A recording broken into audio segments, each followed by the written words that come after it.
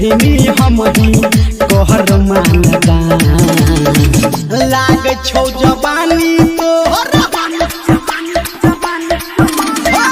लाग छौ जवानी तोहर मीठा जरदा पान हे कोई लाग छौ जवानी तोहर मीठा जरदा पान। अभी आप सुन रहे हैं धर्मेंद्र निर्मलिया को कंचन इब्राहिमपुर।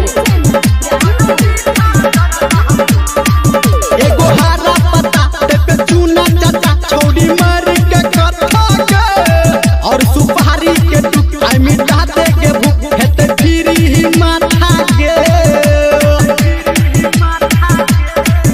एगो हरा पत्ता पे चूना चाचा छोड़ी मर के कथा के और सुपारी के टुकड़ा मिटा दे के भूख हेते फिरी ही माथा के।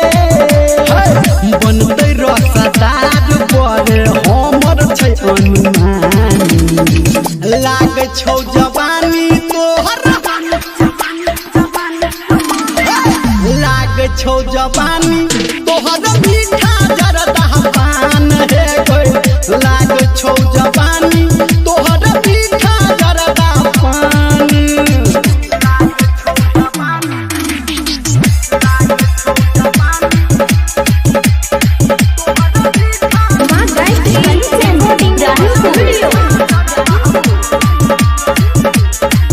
चल जल्दी लगा नहीं बात बना नहीं कर तू देरी के एना बात न चुप कने है के तू रुक हम कहबो जरूरी के।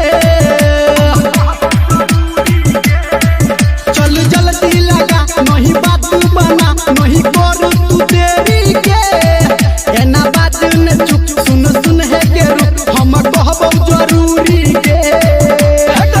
कहो धर्मेंद्र तोरा खुल के सुन कहानी लाग छौ जवानी तोहर लाग छौ जवानी तोहर मीठा जरदा पान हे कोई लाग